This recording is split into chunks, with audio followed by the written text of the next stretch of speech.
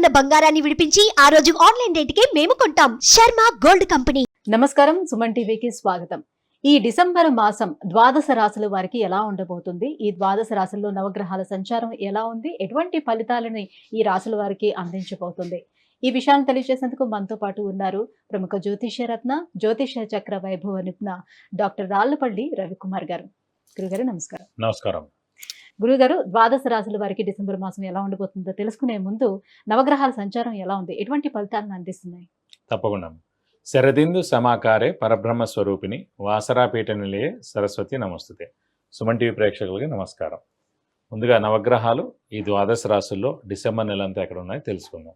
రవి వృశ్చిక రాశిలో ఉంటారు, అలాగే బుధుడు కూడా వృశ్చిక రాశిలో ఉంటారు, శుక్రుడు మనకి మకర రాశిలో ఉంటారు, గురువు వృషభ రాశిలో ఉంటారు, శని స్వస్థానమైన మనకి కుంభరాశిలో ఉంటారు, అలాగే రాహు మీన రాశిలో ఉంటారు, కేతు మనకి కన్యా రాశిలో ఉంటారు. ఇంకా ఆఖరిగా మనం కొంచెం ముఖ్యంగా ఇంపార్టెంట్ చెప్పుకోవాల్సింది ఏంటంటే కుజుడు.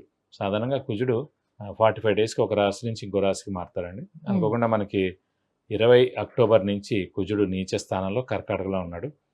అది వక్రగతి అని మళ్ళీ స్ట్రైట్ కానీ అన్నీ కలిపి ఓవరాల్గా మనకి జనవరి 20 తారీఖు దాకా కుజుడు నీచలోనే ఉంటాడు అన్నమాట.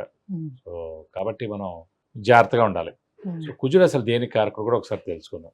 కుజుడు మామూలుగా ఈ ఎలక్ట్రికల్ ఏమన్నా కూడా ఎలక్ట్రికల్ కానివ్వండి, షార్ట్ సర్క్యూట్ కానివ్వండి, ఈ ఫైర్ క్రాకర్స్ కానీ, ఫైర్ ఏదైనా అంటుకోవడం కానీ, అలాగే సెక్యూరిటీ ల్యాబ్స్ అవ్వడం కానీ, సెక్యూరిటీ పరంగా ఏదైనా జరగడం కానీ, అలాగే బాంబు దాడి పడడం కానివ్వండి, అలాగే మనకి వెహికల్ యాక్సిడెంట్స్, ముఖ్యంగా వెహికల్ యాక్సిడెంట్స్ చాలామందికి అవుతూ ఉంటాయి, అది కానివ్వండి. అలాగే పోలీసులు వాళ్ళు కూడా అనవసరంగా ఫైరింగ్ జరగడం, పోలీసులు కూడా కొంతమంది చనిపోవడం కానివ్వండి, అంటే వాళ్ళకి చాలా గాయాలు అవడం కానివ్వండి, ఇలా అవన్నీ కూడా జరుగుతుంటాయి. అంటే కుజగ్రహం బాగలేకపోవడం వల్ల జరిగే మామూలుగా కుజుడు రాహుతో కలిసిన, కుజుడు నీచలో ఉన్న ఇవన్నీ జరుగుతాయండి. అలాంటి కుజుడే ప్రస్తుతం గోచారీత్యా మొత్తం ప్రపంచం అంతా కూడా కుజుడు మార్స్ అనేవాడు నీచ స్థానంలో ఉన్నాడు. మనకి జనవరి 2025 21వ తారీఖు దాకా నీచలో ఉంటాడు. కాబట్టి అప్పటిదాకా మనకి ఖచ్చితంగా ఇలా ఇవన్నీ ఈ ఫీల్డ్లో ఎవరైతే పనిచేస్తున్నారో సెక్యూరిటీ రిలేటెడ్ కానివ్వండి, అలాగే ఇండస్ట్రీస్లో వర్కర్స్ కానివ్వండి, ఫ్యాక్టరీస్లో వర్కర్స్ కానివ్వండి, అంటే వర్కర్సే కదా ఈ ఇంజిన్స్తో వాటి దగ్గరగా ఉంటారు. ఎక్కడైనా సరే ప్రొడక్షన్ జరిగే చోట వర్కర్స్కి ఇలాంటివన్నీ జరిగేందుకు అనవసరంగా వాళ్ళకి క్షతగాతులు అవడం కానీ, యాక్సిడెంట్స్ అవడం కానీ, నా కాలు చేయన ఇబ్బంది అవడం కానీ, ఇవన్నీ కూడా జరిగేందుకు అవకాశాలు అనమాట. కాబట్టి కుజుడు నీచలో మటుకు ఖచ్చితంగా మనకి జనవరి 2025 వరకు ఉంటుంది. కాబట్టి కొంచెం జాగ్రత్తగా కర్కాటంలో ఉన్నటువంటి ఈ కుజుడి ప్రభావం ఏ రాశుల మీద ఎక్కువగా ఉంటుంది? దాని ప్రభావం ఎక్కువగా మనకి కర్కాటక రాశి, మెయిన్గా సింహరాశి ప్లస్ మీన రాశి. ఎందుకంటే కర్కాటక రాశికి యోగకారకుడు అయ్యాడు, మనకి సింహరాశికి యోగకారకుడు అయ్యాడు, అలాగే మీన రాశికి యోగకారకుడు అయ్యాడు. కర్కాటక రాశి కంటే పంచమ దశమాధిపతి అయ్యాడు, సింహరాశి కంటే చతుర్థ భాగ్యాధిపతి అయ్యాడు, మీనానికంటే ద్వితీయ భాగ్యాధిపతి అయ్యాడు. కాబట్టి ఈ 3 రాశులు మటుకు జాగ్రత్తగా ఉండాలి. గురుగారు, ఇక మీనరాశి వారికి డిసెంబర్ మాసంలో ఎలా ఉండబోతుంది? గురువు, అలాగే శని, మెయిన్ రాహు, కేతువులు ఈ గ్రహాలు ఏ పొజిషన్లో ఉన్నాయి? అలాగే మీనరాశికి యోగకారకుడు కుజుడు ఇప్పుడు నీచంలో ఉన్నాడు. సో ఎలాంటి ఫలితాలు ఇస్తున్నాడు? తప్పకుండా. మీన రాశి అనగానే మనకి పూర్వభాద్ర 4వ పాదం, ఉత్తరభాద్ర 1, 2, 3, 4 పాదాలు, రేవతి 1, 2, 3, 4 పాదాలు, ఈ నక్షత్రాల సమూహం మనకి మీన రాశిలోకి వస్తుంది. ప్రస్తుతం మీన రాశి వారికి వ్యయ స్థానంలో శని ఉన్నాడు. ఇంకా అంత మెయిన్ ఏం రాలేదు, ఏలినాటి శని అనేది.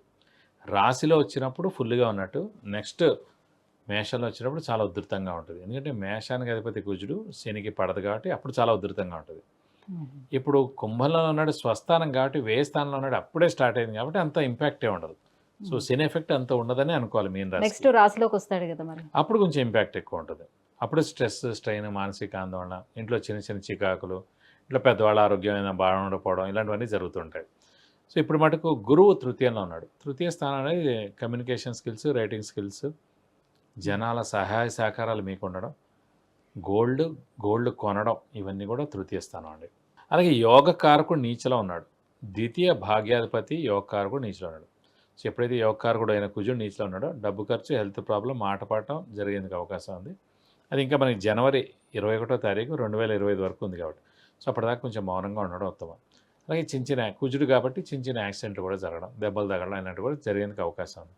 కొంచెం వెహికల్ డ్రైవింగ్ జాగ్రత్తగా చేయాలి, ఎందుకంటే ఏలినాటి శని కూడా నడుస్తుంది కాబట్టి. ఎవరికైతే జాతకంలో ఆల్రెడీ కుజుడు చాలా బాగున్నాడో వాళ్ళకేం కాదండి, గుర్తుపెట్టుకోండి. ఇక్కడ కుజుడు నీచలో ఉన్నా ఆడే జాతకంలో కుజుడు ఉచ్చలో కానీ స్వస్థానంలో కానీ ఉన్నాడు అనుకోండి, వాడికి ఏ దోషం ఉండదు, వాడికి ఏం అవ్వదు. అక్కడ వీక్ ఉండి ఇక్కడ వీక్ అయింది కాబట్టి కొంచెం జాగ్రత్తగా ఉండాలి. ఇదే రూల్.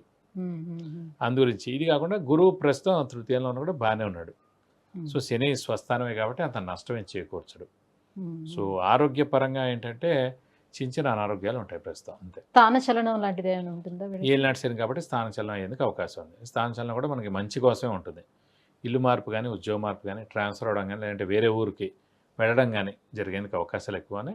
స్థానచలనం అవుతేనే మంచిది. ఎందుకంటే గ్రహాలు ఏవైతే సంచరిస్తున్నాయో దాంతోపాటు మనం కూడా సంచరిస్తే మంచిదండి. అంటే ఇప్పుడు ఉద్యోగస్తులైనా లేకపోతే విద్యార్థులైనా వీళ్ళ స్థానచలనం అంటే ఉద్యోగ మార్పులు, లేకపోతే ఈ విద్యలోనూ ఉన్నత ఉన్నతమైన విద్య కోసం వేరే ఊరు వెళ్ళడం. అదే వ్యాపారం చేస్తున్న వాళ్ళ పరిస్థితి ఎట్లా ఉంటుంది? వాళ్ళకి మిశ్రమంగా ఉంది. ఎందుకంటే గురువు కూడా మిశ్రమంగా ఉన్నాడు కాబట్టి, ధనం కారకుడు గురువు కాబట్టి, అలాంటి గురువు తృతీయంలోనే ఉన్నాడు కాబట్టి, అంత బలంగా లేడు కాబట్టి, ఏలినాటి శని ఉధృతి ఎక్కువగా ఉంది కాబట్టి, యోగకారకుడు నీచిలో ఉన్నాడు కాబట్టి ప్రస్తుతం ఎక్స్పాన్షన్కి వెళ్ళకూడదు, కొత్తది ఏమీ స్టార్ట్ చేయకూడదు వ్యాపారస్తులు.